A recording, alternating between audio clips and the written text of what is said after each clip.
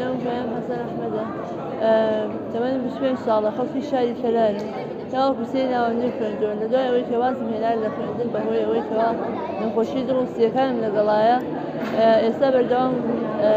خولیای ئەوم بوو کەوا وێنەکێشان و کاری دەستی بکەم ئێستا خۆم مەشغوڵ کردەوە بە وێنەکێشان و کاری دەستی هیوادارم سودێکی هەبێت بۆ هەموو لای